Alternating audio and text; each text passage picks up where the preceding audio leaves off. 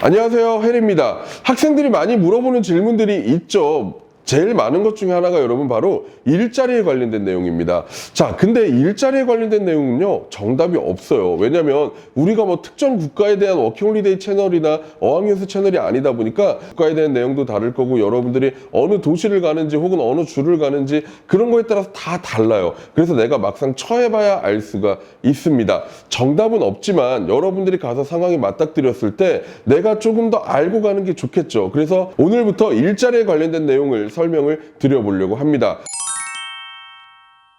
일자리의 종류에 대해서 이야기를 좀 드려볼게요. 일자리 종류라고 해서 내가 뭐 카페에서 일하냐, 식당에서 일하냐, 아니면은 뭐 농장에서 일하냐, 공장에서 일하냐, 이런 이야기를 제가 하려고 그러는 건 아니고요. 여러분을 고용하는 고용주가 누군지에 따라서 우리가 일자리를 부르는 이름이 다릅니다. 현지인에게 고용되는 잡을 우리가 뭐 현지인 잡이라고 부르기도 하고 국가마다 부르는 이름들이 조금 더 다르긴 합니다. 예를 들면 호주 같은 경우는 우리가 오지잡이라고 부르기도 하고 뉴질랜드 같은 경우는 키위잡이라고 부르기도 합니다. 그러면 현지인 잡을 구했을 때 무엇이 좋냐라고 얘기한다면 당연히 여러분들 조금 더 안정적으로 일을 할 수 있다라고 생각하시면 좋겠습니다. 여러분들이 현지법의 보호를 조금 더 많이 받을 수가 있다는 뜻인데요. 그 이야기는 아무래도 현지인들 같은 경우에는 거기서 태어나고 거기서 자라왔기 때문에 현지에 대한 실상도 밝고 현지 법에 대한 무서움도 잘 알고 있다라고 생각을 하시면 좋을 것 같아요. 여러분들을 정확하게 신고하고 그리고 여러분들을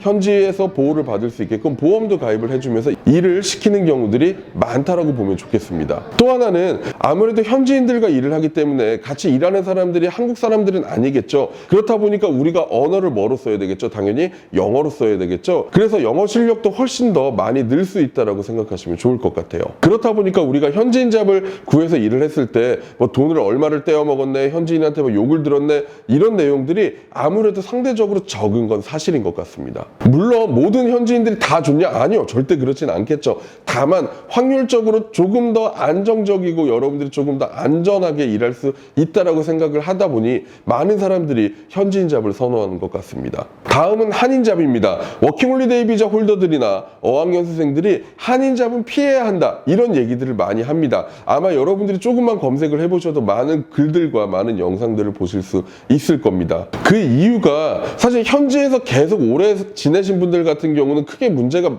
발생하지 않는 것 같아요. 근데 이제 한국에서 뭐 여러 가지 하시다가 현지에서 이제 뭐 어떤 내 사업장을 낸 경우들에서 보통 문제들이 많이 발생하는데, 왜냐하면 대부분 시절을 한국에서 보내다 보니까 생각이나 마인드 자체가 그냥 한국과 동일해요. 그렇다 보니까 거기 실정에 맞게 거기 환경에 맞게 일을 시키지 않고 한국적인 마인드로 계속 일을 시키는 거죠. 왜냐면 한국에서는 시급 10,000원도 안 되는 돈이면 아르바이트를 부릴 수 있는데 거기 가니까 시급이 뭐 2배 가까이 줘요. 그럼 너는 일을 더 해야 되는 거 아니냐? 왜 정해진 시간만 일을 하고 가느냐? 이런 이야기들도 많이 듣고 거기서 부딪히다 보니까 많은 문제들이 생기는 것 같습니다. 그리고 또 하나는 한국인 사장이다 보니까 아무래도 한국인들이 일을 많이 하겠죠. 그렇다 보니까 우리가 현지 언어를 쓸 기회들도 없다 보니까 영어는 혹은 현지어는 절대 발전하지 않고 계속 제자리에서 정치하는 것 같아요. 그리고 또한 한국 사람들, 즉 외국인들이 비자에 대해서 아쉬움을 느끼는 경우가 많다는 걸 알고 있습니다. 즉 무슨 얘기냐? 워킹홀리데이 비자 이후에 내가 현지에서 살기 위해서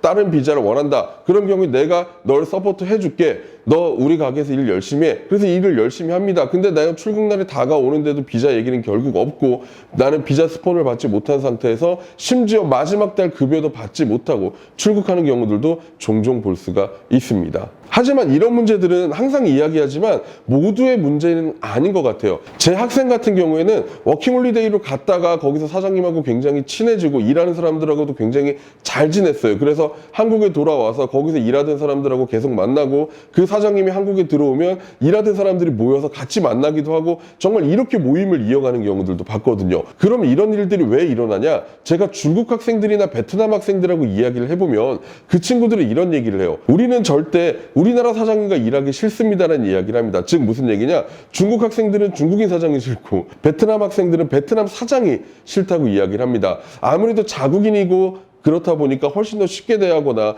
자국과 동일하게 생각을 해서 학생들을 막 부리는 경우들이 있어서 이런 문제들이 발생을 하는 것 같습니다. 그래서 여러분들이 일을 구할 때 처음부터 편견을 갖지 말고 한인잡을 구하게 됐을 때 한두 달 정도 일을 해본 다음에 도저히 아니다 싶으면 빨리빨리 나와서 다른 일을 구하는 게 여러분들에게는 훨씬 더 좋은 선택이 될 거라고 생각합니다. 다음에는 고용주 형태가 아닌 여러분들이 돈을 받는 형태에 따라서 일자리를 구분하기도 하거든요.